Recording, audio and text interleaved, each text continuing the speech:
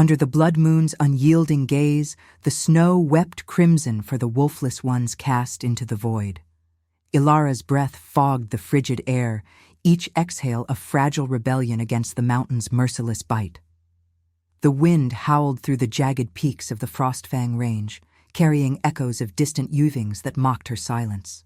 She had no wolf to answer them, no inner beast to claw at her ribs, no feral instinct to guide her paws through the endless white.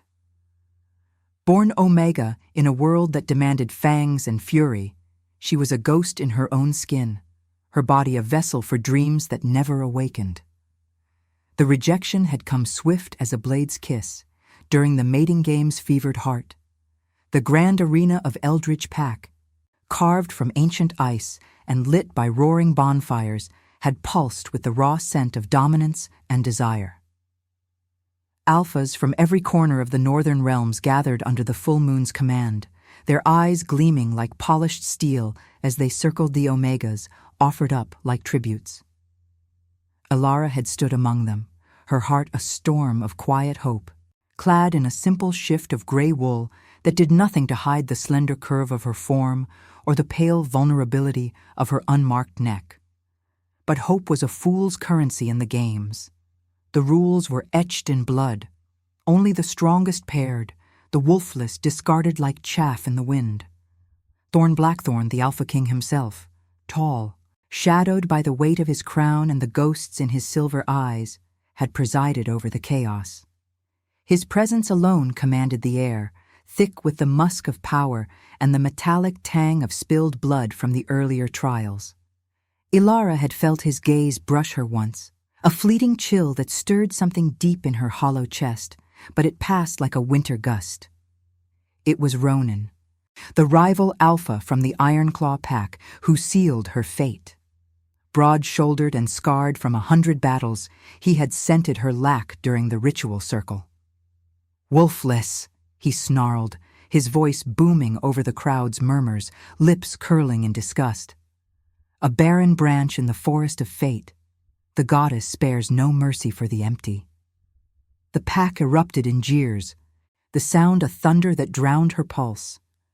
Thorn's face remained a mask of stone, his jaw clenched beneath the fur-lined mantle that draped his armored frame, but he offered no protest. The law was ironclad. Rejection meant exile, a slow death in the wilds beyond the pack's borders. They dragged her to the edge of the sacred grounds, the snow crunching under boots that left no mark on her soul. Her wrists bound with coarse rope, rough against the soft skin where a mate's mark should have bloomed, Ilara stumbled into the gathering dusk.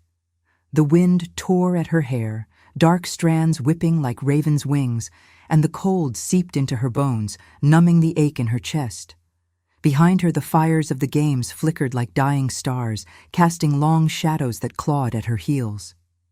Now, hours into her banishment, the mountains loomed as indifferent judges.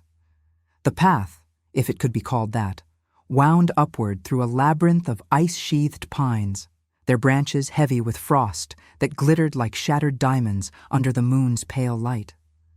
Ilara's bare feet bled into the snow, each step a crimson bloom that froze before she could feel the pain fully. Hunger gnawed at her belly, a hollow echo of the feast she had watched from afar, where alphas tore into roasted venison and omegas laughed with newfound mates. She paused at an overhang of rock, its surface veined with silver quartz that caught the moonlight like veins of forgotten magic. Her fingers, trembling and raw, fumbled at her throat, closing around the one relic she had clung to, a small silver locket etched with the crescent of the moon goddess. It had been her mother's, passed down through generations of omegas who whispered of hidden strengths, of paths unseen. Inside, a lock of hair darkened with age, and a single drop of blood, preserved as a talisman against despair. "The blood remembers," her mother had said on her deathbed, eyes fever-bright, "even when the wolf forgets." Ilara pressed it to her lips, tasting salt from her tears, mingling with the metal's chill. What strength was there in mercy when the world demanded teeth? The games had required bloodshed, claws raking flesh, throats bared in submission or slaughter. She had offered none, her body a temple to silence, and for that they had deemed her worthless. Yet in the quiet of her exile, a flicker stirred, not of fury, but of something deeper, a resolve born from the void. The wind carried a low uivo, closer now, not from the packlands, but from the shadowed valleys below. Wolves, or something hunted? She pushed on, the locket a steady weight against her heart, its blood drop symbol pulsing with the rhythm of her faltering steps.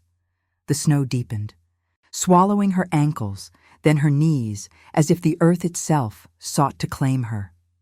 Visions haunted her. Thorn's face in the firelight, etched with a guilt she couldn't name, his broad hands clenched as if wrestling invisible chains. Had he seen her, truly? Or was she just another shadow in his burdened reign? Night deepened, the moon climbing higher, bathing the world in silver that turned the blood at her feet to rubies scattered on white silk. Exhaustion clawed at her eyelids, but she refused to lie down, refused to let the cold steal her last breath without a fight. In the distance, a figure moved, a silhouette against the tree line, cloaked in darkness, stumbling as if pursued by more than the storm. An alpha. The air thickened with the scent of blood, real and fresh, mingling with pine and ice. Ilara froze, her hand tightening on the locket. Fear coiled in her gut, sharp as a blade, but beneath it, curiosity bloomed like a fragile flame. The world of the packs was one of hierarchies and hunts, but out here, in the raw embrace of the wild, rules bent like branches in the gale. Who or what approached through the whispering snow? The wind died to a hush, leaving only the beat of her heart and the moon's silent witness. In that breath, she wondered, was redemption forged in solitude, or did it demand a shared wound? The figure emerged from the swirling veil of snow like a specter forged from shadow and storm, his form staggering against the relentless gale that clawed at the pines. Ilara's pulse thundered in her ears, a wild drumbeat echoing the distant weavos that now seemed to circle closer, hungry and insistent. She pressed herself against the jagged rock face, the cold stone biting into her back through the thin wool of her shift. But she could not tear her eyes away. The scent of blood grew thicker, metallic and warm, cutting through the crisp bite of frost like a forbidden promise. He was no ordinary wanderer. Broad shoulders strained beneath a tattered cloak of black fur, matted with ice and streaked with dark rivulets that seeped from a gash across his ribs. His hair, raven dark and wild, whipped across a face carved from the harsh lines of command. High cheekbones shadowed by stubble, eyes like storm clouds, heavy with unspoken burdens. Thorn Blackthorn, the Alpha King himself, though here he bore no crown, no retinue of armored betas to shield his throne, only the weight of his wounds and the limp that betrayed a deeper fracture, as if the mountain itself had rejected him. Ilara's breath caught, a sharp inhale that burned her lungs. Instinct surged through her veins, unbidden and fierce, a pull toward him that had nothing to do with her absent wolf and everything to do with the raw vulnerability etched in his labored steps. Fear coiled tight in her belly, whispering of capture, of dragging her back to the game's merciless arena where she would be nothing but a forgotten exile. Yet curiosity flickered beneath it, a spark in the void, drawing her gaze to the silver glint at his throat. A chain, broken and dangling, much like her own locket, though his bore no emblem she could discern in the moon's dim caress. He stumbled closer, his boots crunching the snow with a rhythm that matched the ragged rise and fall of his chest. The wind carried fragments of his scent, pine smoke, iron blood, and something deeper, like the embers of a dying fire. Ilara's hand tightened on her locket, the preserved drop of blood within it warming against her skin, as if alive, pulsing in time with the hidden rhythm of her heart. She should flee, melt into the white expanse where no tracks could betray her. But her feet rooted, traitors to her survival, as his eyes lifted and locked onto hers. In that gaze, silver-flecked and piercing, she saw not the king who had presided over her rejection, but a man haunted by ghosts of his own making. Guilt shadowed his features, a melancholy veil that softened the hard planes of his jaw. "You," he rasped, voice gravel-rough from pain and cold, the word hanging between them like a challenge. He straightened slightly, wincing as fresh blood welled from his side, staining the snow at his feet in blooming scarlet petals. "The Wolfless one, what fate drags you to these forsaken heights?" Ilara's throat tightened, words failing her as the connection hummed between them, invisible threads woven from shared isolation, instinctive and undeniable. She wanted to deny it, to spit defiance at the alpha who embodied the world that had cast her out. But fear twisted with an unwelcome curiosity. Why was he here, alone and bleeding, when kings commanded packs and thrones? "Fate?" she echoed, her voice a whisper lost to the wind, steadying herself against the rock. "Or exile's cruel jest, and you, fleeing your crown like a thief in the night?" Thorn's lips curved in a bitter half-smile, devoid of warmth as he took another step, closing the distance until the heat of his body warred with the chill air. Up close, the wound was grievous, a slash from claw or blade, ragged and deep, exposing muscle that gleamed wetly in the moonlight.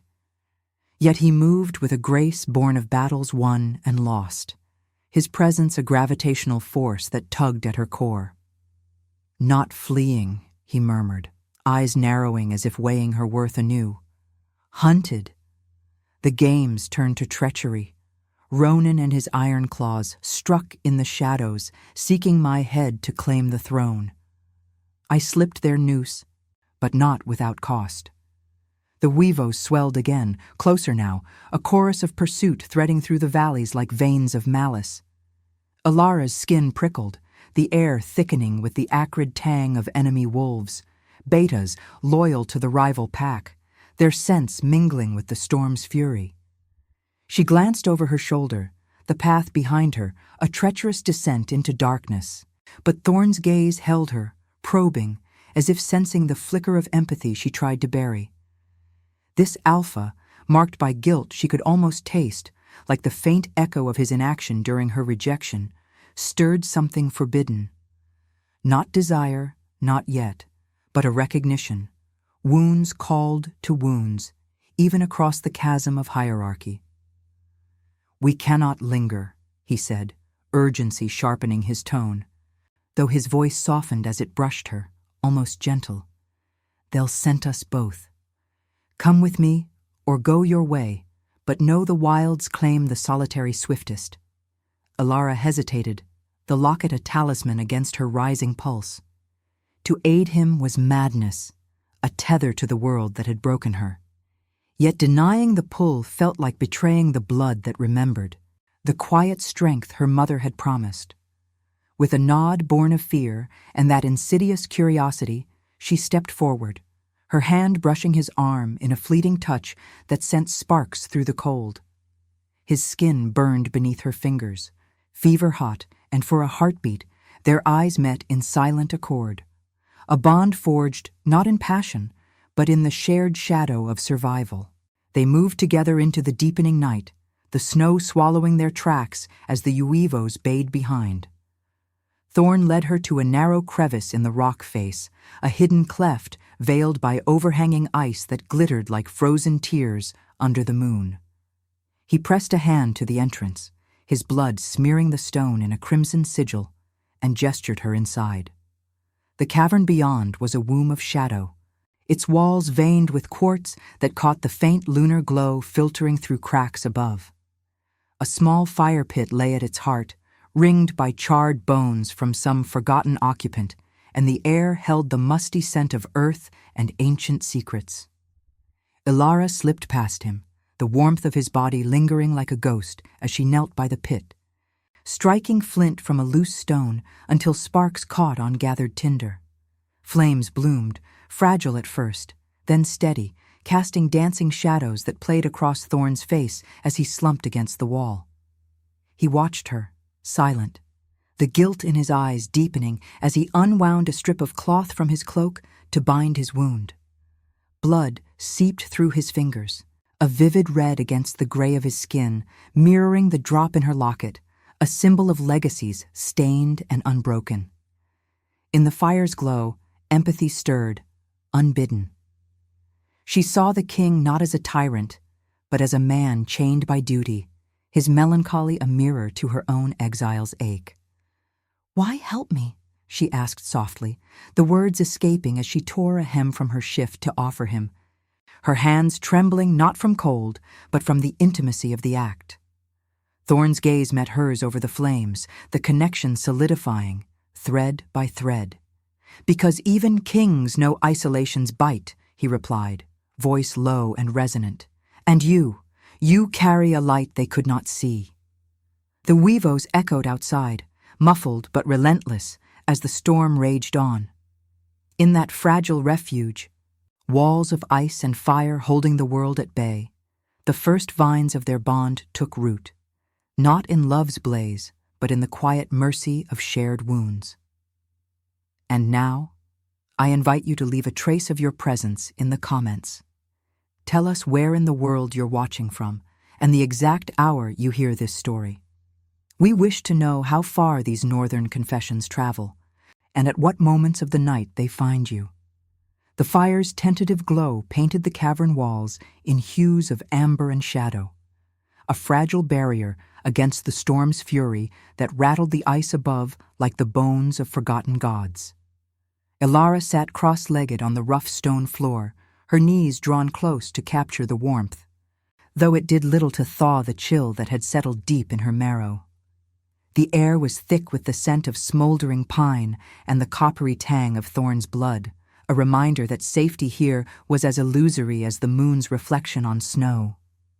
Her fingers traced the locket at her throat, the preserved drop within it a silent pulse against her skin, echoing the rhythm of his labored breaths across the flames. Thorn leaned against the opposite wall, his massive frame slumped yet unyielding, the makeshift bandage she had helped tie now darkening with fresh seepage. In the firelight, his face revealed the fractures beneath the king's armor, lines etched by years of command, eyes shadowed with a guilt that mirrored her own quiet despair.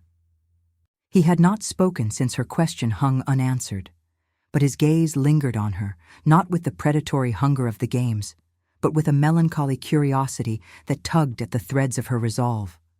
Why him? Why now, when exile had stripped her of everything but this cursed silence within?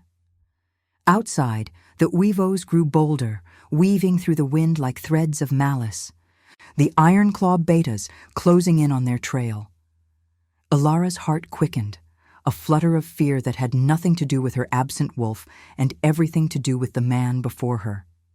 He was the alpha who had watched her fall, his inaction a blade that still twisted in her gut. Yet here, in this womb of rock and flame, she saw the cost of his throne. The wound at his side was no mere scratch, but a gash from betrayal's claw, deep enough to fell lesser men.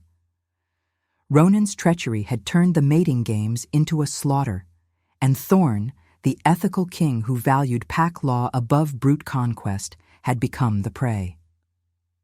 "We need to move deeper," Thorn said at last, his voice a low rumble that stirred the embers, breaking the silence like a stone skipped across frozen water. He shifted, wincing as pain lanced through him, but his eyes held steady on hers. "This cleft hides us for now, but their noses are keen. The storm buys time, not mercy." Ilara nodded, though doubt coiled in her chest like smoke. Mercy. What place did it have in a world of fangs and crowns? She rose, gathering a handful of dry moss from the cavern's corners to bank the fire low, its light dimming to a conspirator's whisper. The heat of his proximity lingered, a warmth that warred with the cold knot of resentment. "You speak of time, as if it's a gift," she murmured, her words edged with the raw truth of her exile. "For me, It's been a thief, stealing what little I had.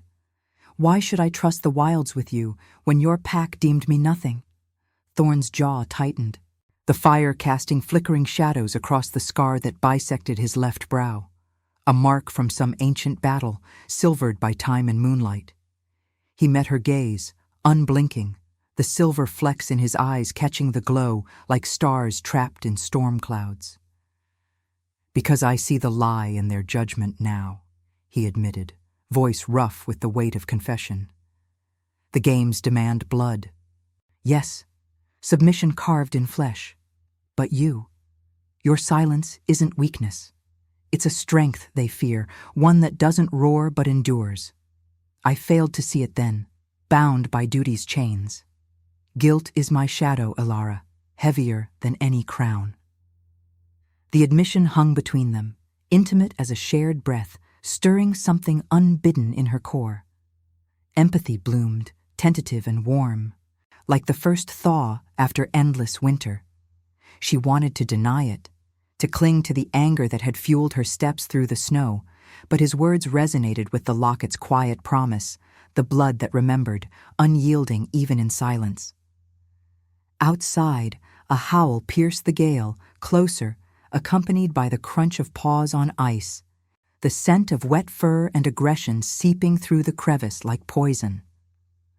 Thorn surged to his feet, ignoring the blood that trickled anew, his hand clamping around her wrist in a grip that was firm yet not cruel, protection, not possession. "They're here," he growled, the alpha in him rising like a tide, protective instinct flaring. He pulled her toward the rear of the cavern, where a narrow tunnel snaked into darkness, its mouth veiled by dangling icicles that chimed softly in the draft. "Stay behind me. I'll hold them." Ilara's pulse thundered, fear sharpening her senses, the metallic bite of blood, the acrid musk of the intruders, the faint underlying warmth of Thorn's skin against hers. She wrenched free, not in rejection, but resolve, her free hand closing over the locket as if drawing strength from its crimson heart. "No," she whispered fiercely, the word a revelation in the dimness. "We face them together. Your wounds weaken you, mine.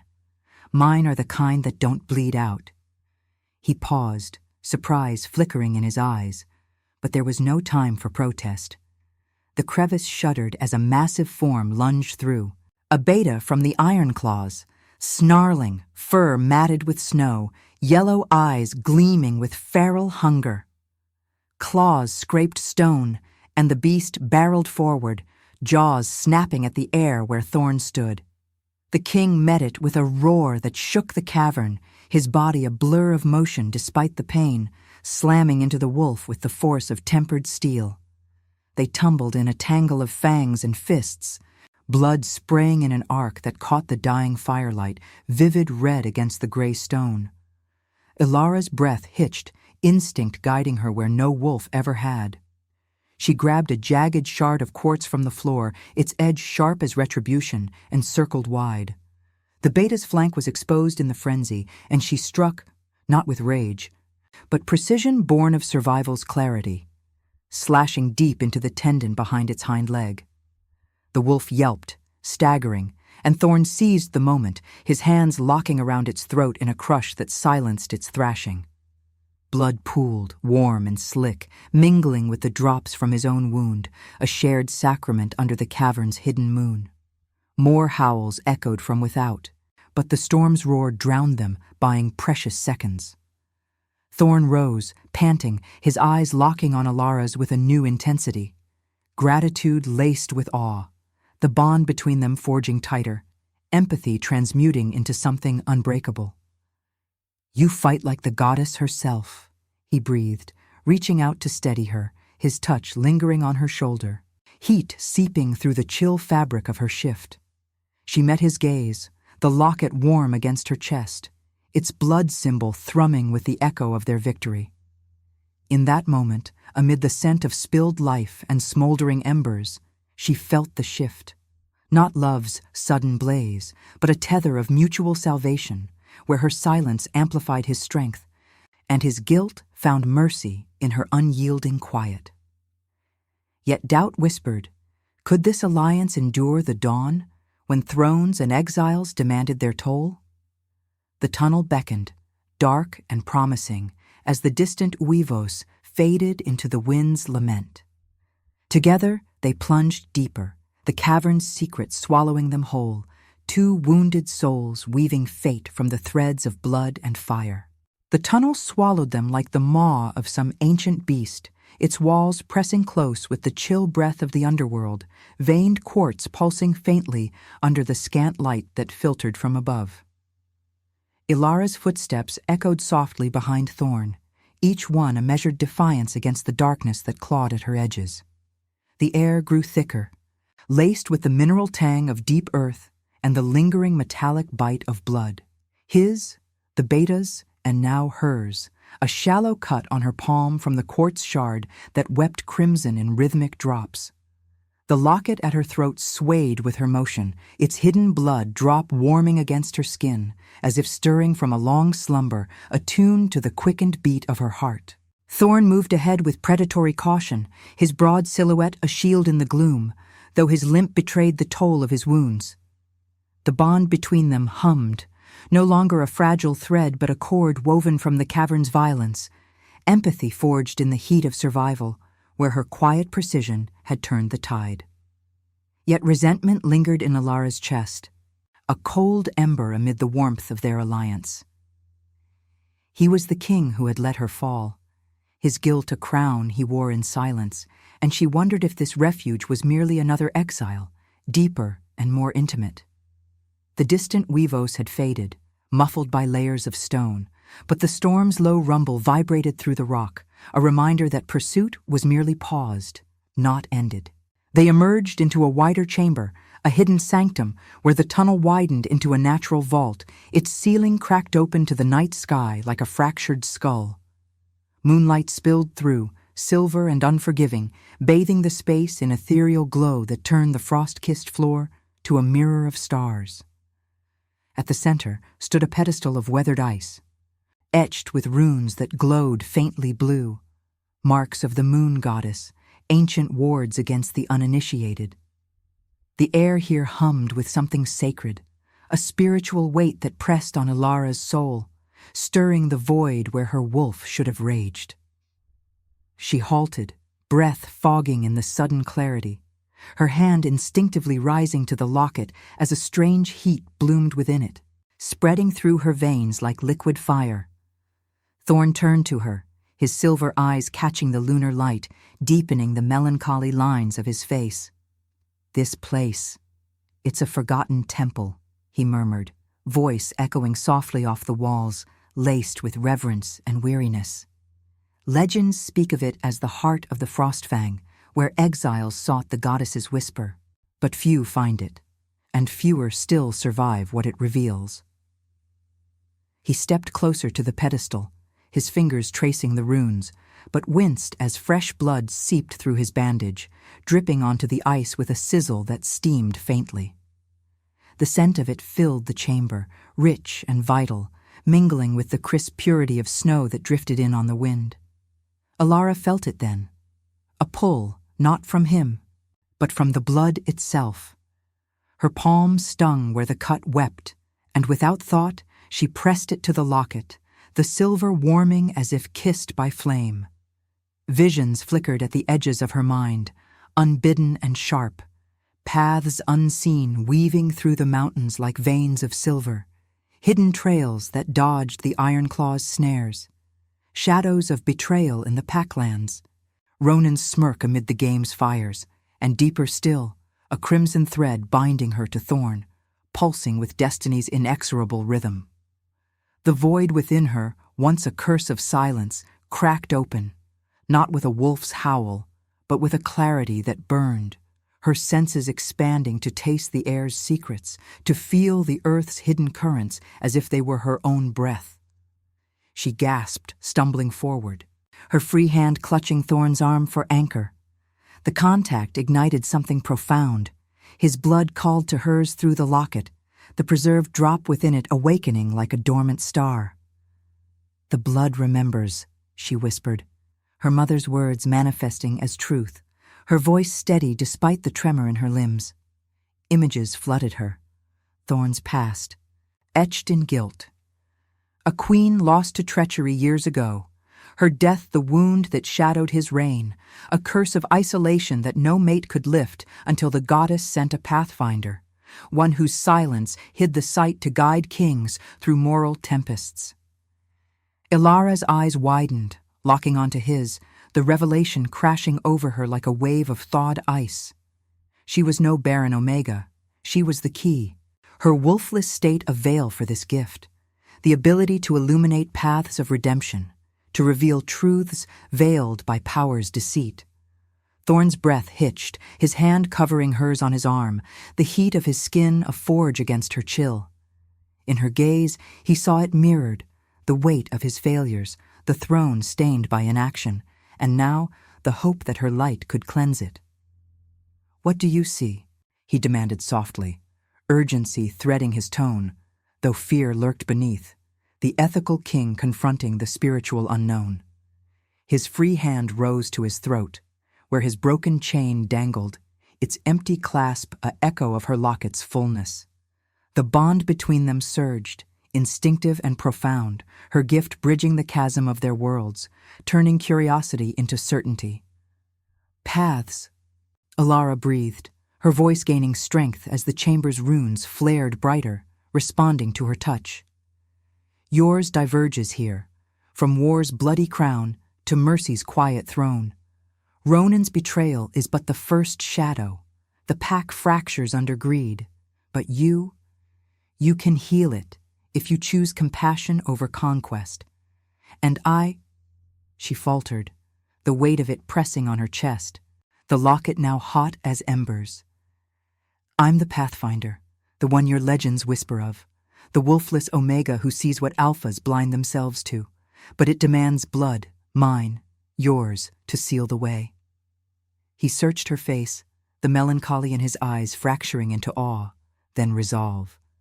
The wind howled through the crack above, carrying faint uivos once more, a reminder of the world's unrelenting hunt. Yet in this lunar sanctum, under the goddess's gaze, Thorn saw her not as exile, but as salvation, the quiet force to redeem his guilt, to rewrite the game's rules of bloodshed with threads of destiny. He drew her closer, their foreheads nearly touching, the scent of blood and frost binding them. "Then we walk it together," he vowed, his voice a rumble of acceptance. Though doubt shadowed his words, could a king yield to such a fragile light when power demanded submission? Ilara nodded, the revelation settling like snow, beautiful, burdensome, a rebirth amid the pain. But as the runes dimmed, a deeper dilemma stirred. Her gift illuminated his path, yet what of hers, freedom or fate? Which mercy would she choose when the blood demanded its due? Subscribe if you believe mercy can crown even the fallen. The moonlight fractured through the temple's cracked ceiling like shards of divine judgment, casting elongated shadows that danced across the rune-etched ice as if the goddess herself stirred in unrest. Ilara stood transfixed, her palm still pressed to the locket, the blood within it thrumming with a rhythm that echoed the storm's distant thunder, a cadence of revelation that both empowered and ensnared her. The air in the sanctum hung heavy, saturated with the scent of ancient stone and fresh spilled life, the metallic tang from Thorn's wounds mingling with the faint, coppery warmth from her own cut. Her gift, this Pathfinder's sight, had unveiled paths like luminous veins beneath the earth's skin, but now it pulled her deeper, toward the jagged crossroads of confrontation, where the past clawed its way back with unrelenting fury. Thorn's vow lingered between them, his breath warm against her forehead, a fleeting anchor in the spiritual tempest. Yet, as the runes on the pedestal dimmed to a sullen blue, the chamber trembled, a low vibration that rattled loose quartz from the walls, dusting their shoulders like fallen stars. Ilara's senses sharpened, her wolfless void now a lens of clarity. She tasted the acrid bite of approaching aggression on the wind, heard the crunch of paws on frost-laced stone, felt the pack's fractured loyalties splintering like ice under heat. Ronan's iron claws had not been deterred by the storm. They converged, drawn by blood and betrayal, their howls a chorus of war that drowned the sanctum's sacred hush. "We can't hide here," Thorn growled, his voice a rumble of restrained thunder, pulling her toward the chamber's rear archway where the tunnel twisted downward into unknown depths. His hand enveloped hers, calloused and fever-hot, the contact sending a jolt through her, a bond that resisted rational denial, weaving empathy into something perilously close to need. But Alara hesitated, the locket searing against her skin, visions flooding her anew. The pack lands under a blood moon, Thorn's throne ringed by flames, Ronan's scarred face twisted in triumphant malice as he rallied disloyal betas, promising conquest over the ethical king's mercy. The mating game's arena loomed in her mind's eye, its snow-slicked sands stained with the exile's blood, her own rejection a spark that had ignited this greater blaze. The archway shuddered as shadows erupted into the chamber, 5 iron-claw betas, their fur matted with ice and fury, eyes glowing amber in the lunar spill. Behind them loomed Ronan himself, towering and broad, his pelt a mosaic of battle scars that gleamed silver under the moon. He was no mere rival. He was the traitor incarnate, his lips curled in a snarl that bared fangs yellowed by ambition. "Blackthorn," he bellowed, voice booming off the walls like a war drum. "You slink like a wounded cur, clutching at ghosts.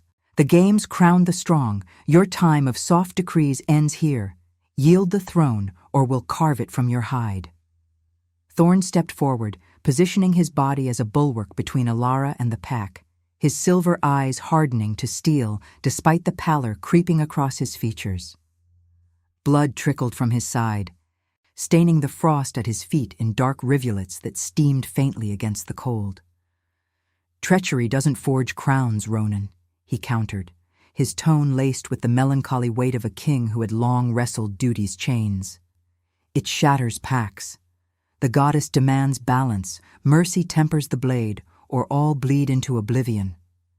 His words carried the philosophy of his reign, etched in guilt from losses past. But Alara saw the fracture in his stance, the war between his ethical core and the primal urge to rend flesh.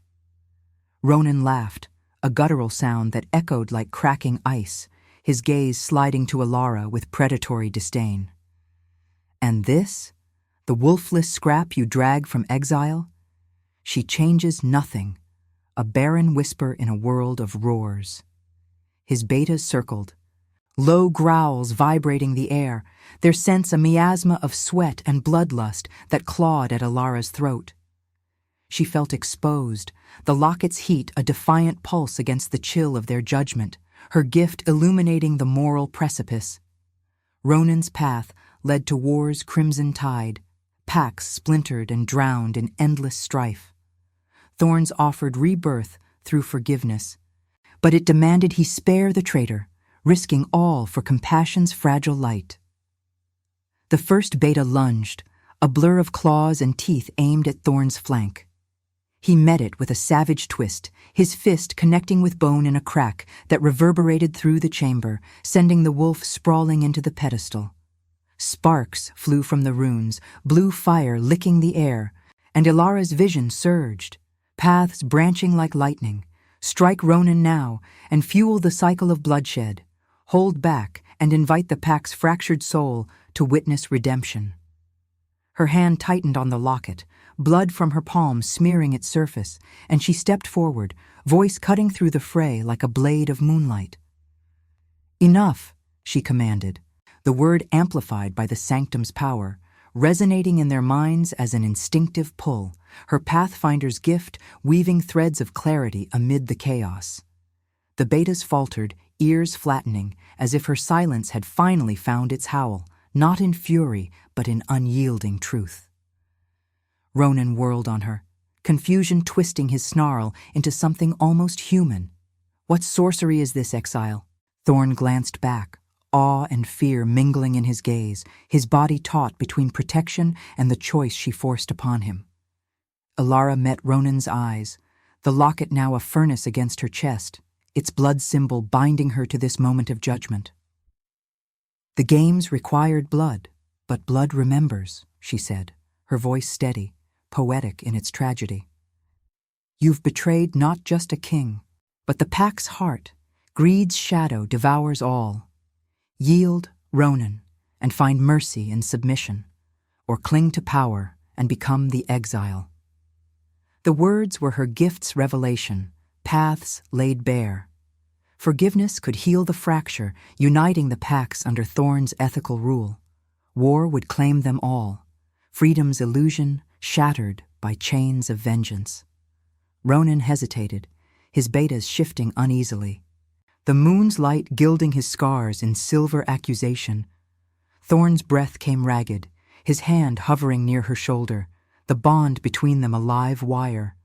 Love's redemption tempting him toward mercy, yet the king's guilt whispered of past failures, urging war's decisive strike. Ilara felt it in her core, the dilemma's visceral pull. Choose him, tether her freedom to his throne, and forgive the world that broke her, or walk away, her gift a solitary light in the wilds, leaving him to drown in blood's inexorable flow.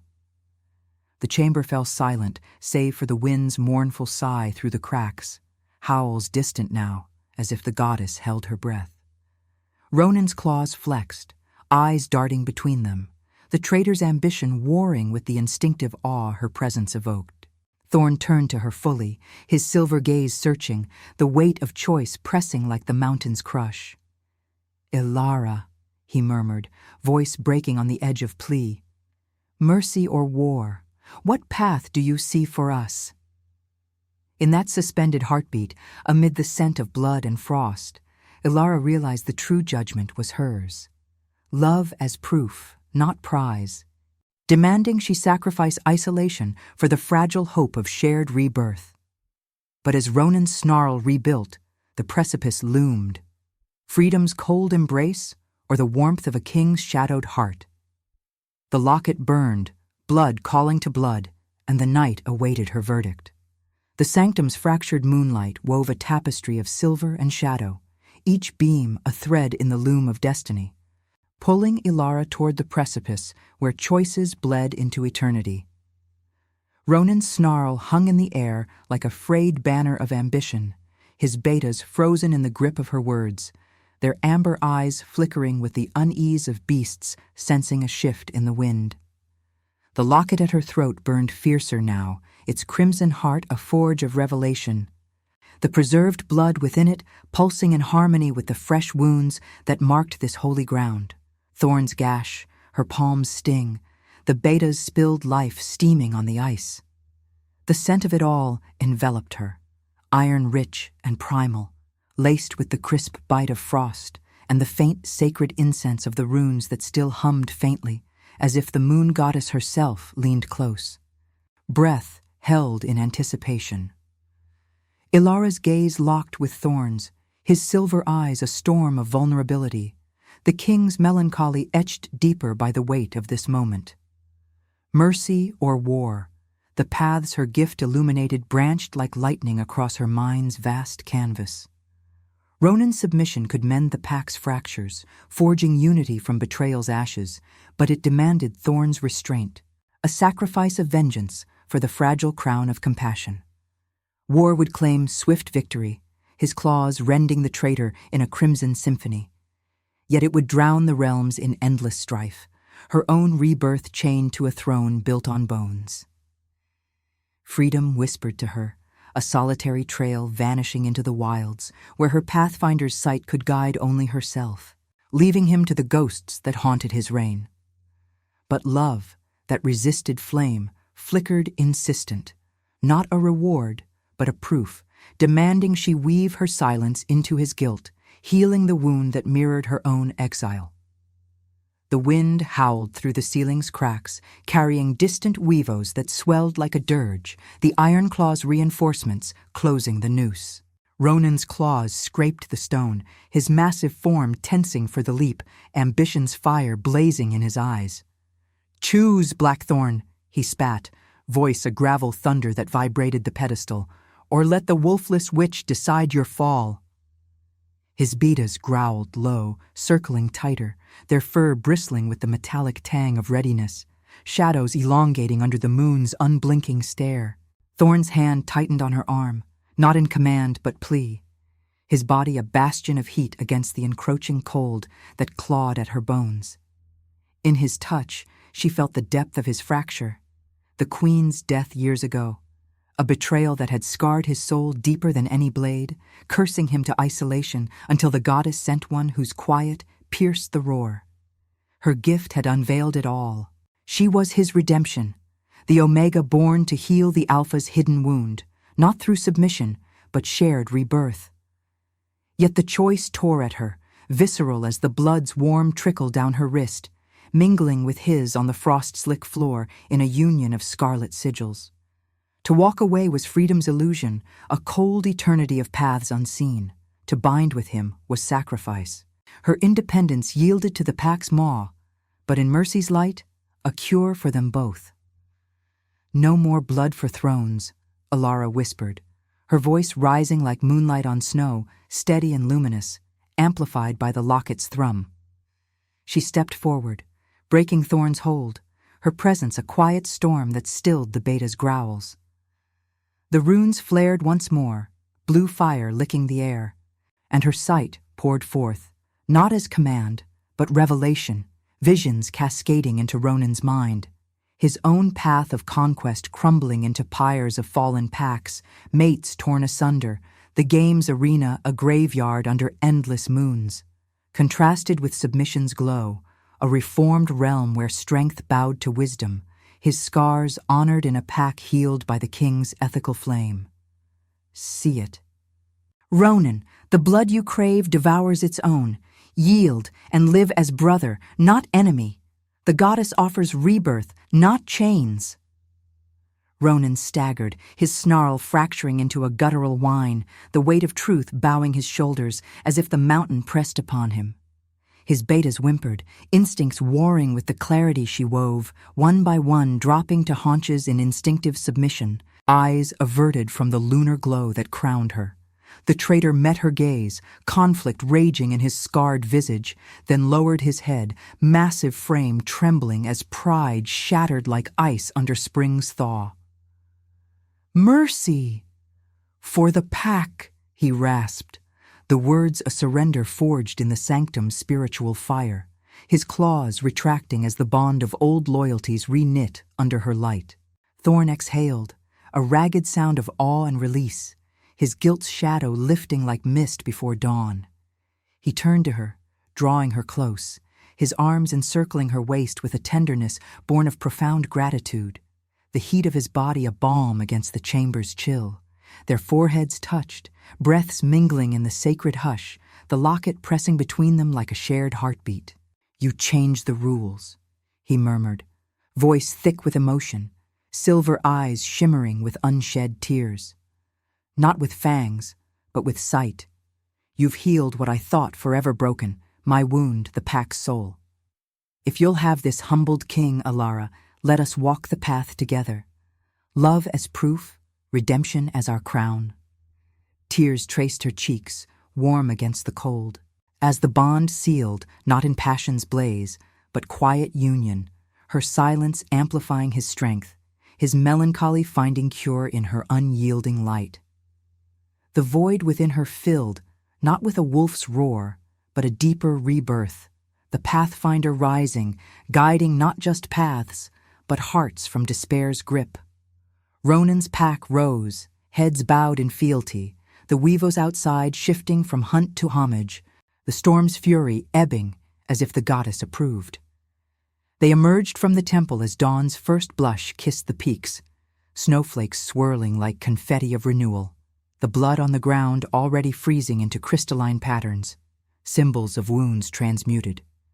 Hand in hand, Thorn and Alara descended, the realms awaiting their return, the mating games reformed. Bloodshed yielding to Mercy's decree, alphas submitting to the wolfless Omega's quiet rule. In her, rejection had birthed destiny. In him, guilt found forgiveness. Under the fading moon, they stepped into rebirth, two souls entwined, proving that strength lay not in dominance, but in choosing compassion's fragile, eternal flame.